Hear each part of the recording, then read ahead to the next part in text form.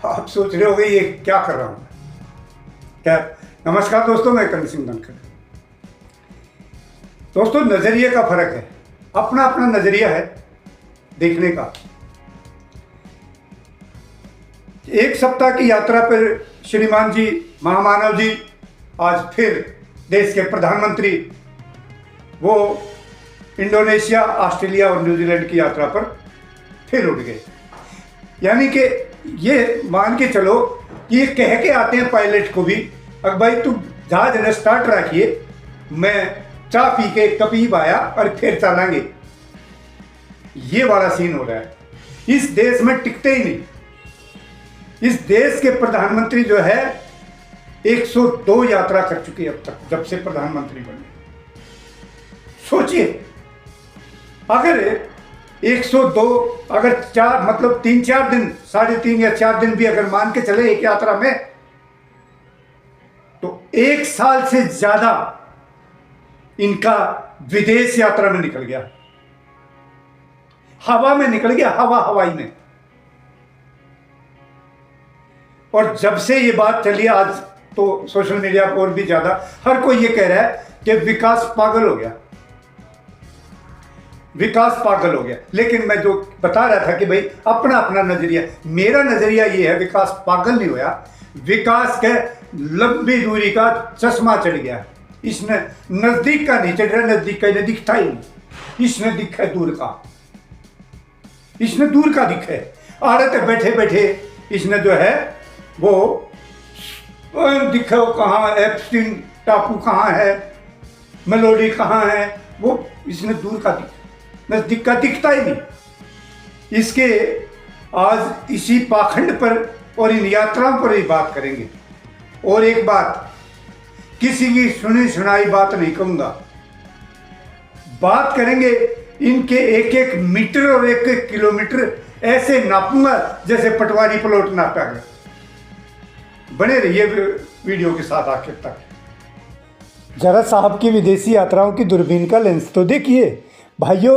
दिल्ली के लोक कल्याण मार्ग यानी पीएम हाउस से पूरे 13,000 किलोमीटर दूर अमेरिका का वो बदनाम एप्स्टीन टापू, एप्स्टीन आइलैंड है।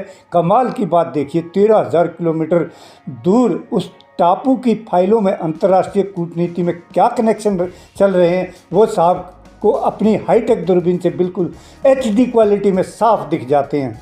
लेकिन भाइयों, इसी पीएम हाउस से मात्र 1300 मीटर दूर, अभी मैं वो 13,000 किलोमीटर एप्स्टीन का टापू है यहाँ से, वो नहीं बता रहा हूँ, मात्र 1300 मीटर यानी 1.5 किलोमीटर से भी कम दूरी पर, 1.25 किलोमीटर के लगभग इनके घर से, पीएम हाउस से।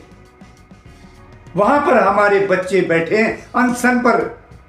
अभिजीत अमेरिका से आके यहाँ पे जो है आमरण अनशन पर बैठे हैं। और सोनम वांगचुक जी, जिन्होंने फौज की काफी मदद की, पक्के देशभक्त हैं, इन्होंने तो उनको भी राष्ट्रद्रोह में जेल में डाल दिया था। ये तो वो नकली आदमी, इनकी तो बात क्या है, वो बैठे हैं आमरण अनशन पर बैठे हैं। उनका साथ कुछ भी घटना कर सकती है, लेकिन इस बेशरम को कोई शर्म नहीं। जब उठाया जहाज 8,500 करोड़ का चल दिया था, इसके बाप ने दिया था इसको गिफ्ट में। शर्म लिहाज इसको है नहीं बिल्कुल भी, ये देख लिया हम। इससे बेशर्म आज तक तो कोई करता धरता इस देश का हुआ नहीं जितना यो है।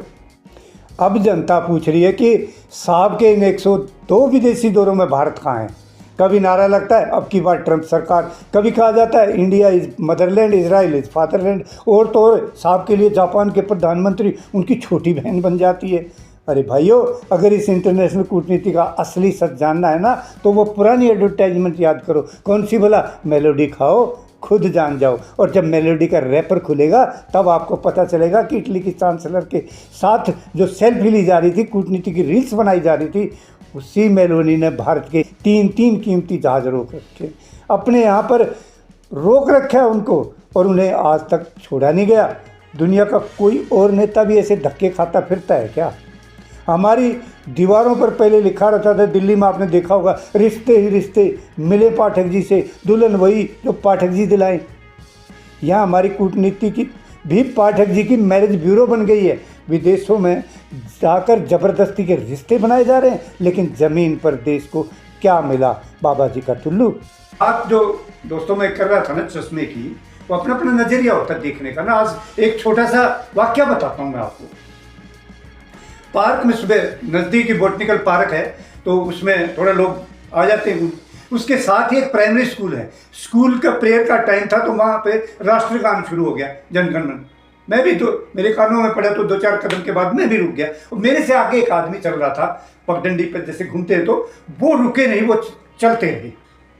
अब पगडंडियाँ चारों तरफ है, बीच में घास है, तो घास में एक आदमी बाबू टाइप का शहरी है, टिप टॉप, अपने आप को निसंदेह वो किसी न किसी रिश्वतखोरी की कुर्सी पर जरूर होगा, पक्का। उसके हाव भाव से नहीं लग रहा था कि वो एक नंबर का रिश्वतखोर। मुझे लगा थोड़ा थोड़ा एहसास भी है, क्योंकि जानते होते हैं सेक्टर में एक दूसरे को कौन क्या है। खैर, मैं उसका नाम नहीं लेना चाहता। उसने एक आगे, जो मेरे से आगे चल रहा था, उस बंदे को पकड़ लिया जब वो चक्कर काट के आया और राष्ट्रगान खत्म हो गया। तो बोला, भाई बात सुन। और उसके चिपट गया कि तुम देशभक्त नहीं हो, तुम तो रुके नहीं राष्ट्रगान पे। अब मेरी कानों में भी ये बात पड़ी, जब उससे लड़ाई झगड़ाई, मैं बीच में बात सुन भाई, रुक। बोला, भाई एक बात बता, ये जो दिल्ली में बड़े बड़े बैठे हैं, सचिव, अपर सचिव, फलाना सचिव, निचला सचिव, उपरला सचिव और ये मंत्री, ये सारा दिन डकैती मारते हैं, लेकिन पाखंड इनका पूरा है राष्ट्रगान पर। ये खड़े भी होंगे, हाथ भी जोड़ेंगे और पाखंड भी करेंगे, मंदिर में भी जाओगे, उनको लूटेंगे भी। ये सारे पाखंडवाद ये करते हैं। और एक और बात, मैंने कहा इसकी राष्ट्रभक्ति कम होगी अगर ये रुका नहीं, तो उनकी राष्ट्रभक्ति पूरी है, क्योंकि उनका पूरा पाखंड। और साथ ही मैं कहा, ये देखो, ये जा रहे मजदूर जा रहे थे, वो उनके हाथ में अपने औजार थे, बेचारे वो अपने काम पे सुबह सुबह निकलते हैं, लेबर चौक भी है नजदीकी। मैंने कहा ये तुम नहीं रुके, इनको क्यों नहीं बोले, तुम इनको क्यों नहीं रोका? वो तो बोला काम पर जा रहे हैं अपने पे। अरे काम पे तो सभी जाते हैं, कोई जो है मेहनत के काम पर जाता है, कोई मैं कहा आपकी तरह लूट मार पर जाता है। तो आप बड़े देशभक्त हो गए। ये बेचारा भोला, इसको नहीं आइडिया था इस बात का कि खड़ा ये देशद्रोही हो गया, तुम देशभक्त हो गए, सारा दिन बेसिक देश को लूटो। तो मैं लबोलुआब मेरे भाई यही है कि इस देश में पाखंडवाद, जो नजरिए की बात जो हो रही थी ना, वो यही है कि अपने अपने देखने का नजरिया है। अब आप ही तय करो भाइयों, ये दोस्त दृष्टि है या सही दृष्टि है। मेरी दूरबीन से मुझे रोहतक से जंतर मंतर दिल्ली 85 किलोमीटर दूर बैठे आंदोलनकारी और देश का भविष्य साफ दिखाई देता है। और साहब की दूरबीन को इन नकली अंतर्राष्ट्रीय रिश्तों को बनाने के लिए सिर्फ एप्स्टीन का टापू और नेतन्याहू की महफिल नजर आती है। श्रीमान जी ने इन नकली रिश्तों की नुमाइश और विदेशी दौरों के लिए 800 करोड़ रुपए से ज़्यादा के तेल को हवा में धुआं बनाकर उड़ा दिया। जनता को टीवी पर आकर ज्ञान दिया गया था कि मित्रों, 1 साल तक विदेशी यात्रा मत करो, सोना मत खरीदो, देश का पैसा बाहर जाने से बचाओ। जनता भावुक हो गई, अपनी शादियों का बजट काट दिया।